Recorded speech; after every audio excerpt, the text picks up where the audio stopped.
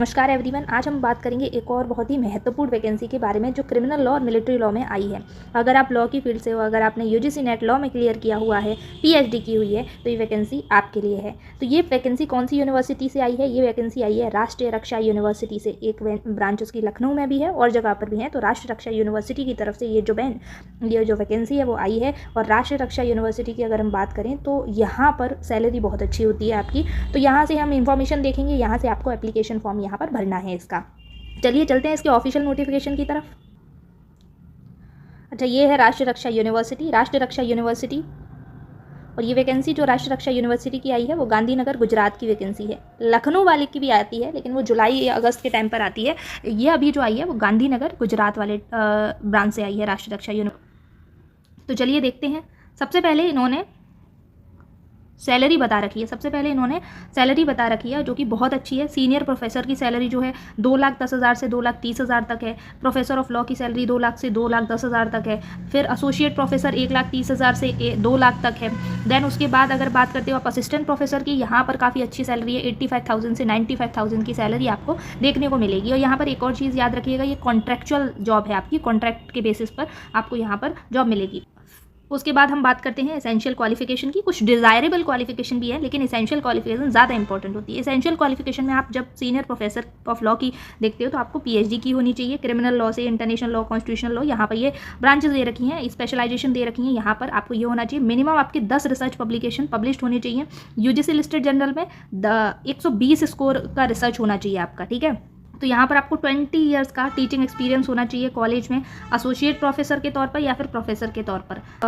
Outstanding professional having a PhD degree in the relevant allied discipline from any academic institution industry who has a significant contribution of knowledge experience. Minimum 20 year का experience आपको research में होना चाहिए। तो ये इसकी qualification है। और यहाँ पर डिज़ायरेबल क्वालिफिकेशन भी दे रखी है कि एक आइडियल कैंडिडेट कैसा डिज़ायर करते हैं ये, ठीक है। अकेडमिक्स में बहुत अच्छा होना चाहिए, रिसर्च में उसका बहुत अच्छा काम किया होना चाहिए। तो ये डिज़ायरेबल क्वालिफिकेशन आप यहाँ से पढ़ लीजिएगा। फिर हम बात कर रहे हैं एसेंशियल क्वालिफिकेशन ऑफ प्रोफेसर। अगर आप प्रोफेसर बनना चाहते हैं तो पीएचडी डिग्री आपके पास होनी चाहिए। यही जो लॉ है, क्रिमिनल लॉ, इंटरनेशनल लॉ, इनमें।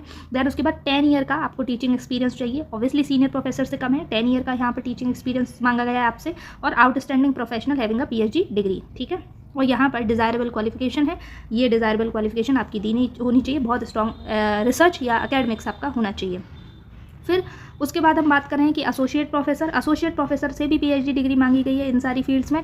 मास्टर डिग्री उसके पास होनी चाहिए 55% मार्क्स के साथ। देन उसके बाद मिनिमम जो एक्सपीरियंस उससे मांगा गया है टीचिंग का, वो 8 ईयर का मिनिमम एक्सपीरियंस है टीचिंग का, उसे होना चाहिए 8 ईयर का। देन उसके बाद डिज़ायरेबल क्वालिफिकेशन में यहाँ पर आप देख लीजिएगा।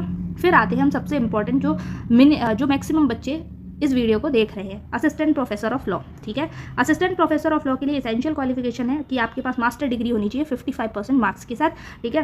कंसर्न रिलेवेंट अलाइड सब्जेक्ट में मास्टर डिग्री होनी चाहिए, क्रिमिनल लॉ या मिलिट्री लॉ में, ठीक है। फॉरेन यूनिवर्सिटी से भी हो सकती है या फिर इंडिया की यूनिवर्सिटी से भी हो सकती है। आपको यूजीसी नेट क्लियर करना है, सीएसआर आईआर जो यूजीसी की तरफ से होता है वो क्लियर कर लीजिए। जो भी सिमिलर तरीके का यूजीसी करवाती है या स्लेट कोई भी स्टेट यूनिवर्सिटी का एलिजिबिलिटी टेस्ट है वो आपको क्लियर किया होना चाहिए। देन उसके बाद इन्होंने डिज़ायरेबल क्वालिफिकेशन बोला, पीएचडी करिए तो बहुत बढ़िया बात है। अगर आपने पीएचडी करी है, आपकी रिसर्च बहुत बढ़िया होनी चाहिए, ये इन्होंने बोला है, ठीक है।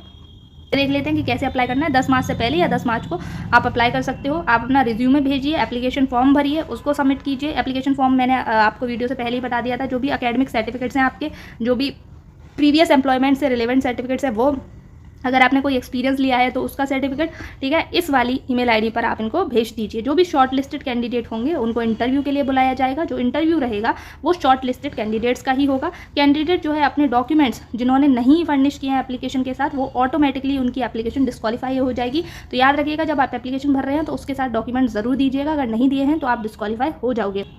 फिर उसके बाद कोई भी क्वेरी हो तो इस वाली वेबसाइट पर, इस वाले ईमेल आईडी पर क्वेरी डालिए, पूछ लीजिए इनसे।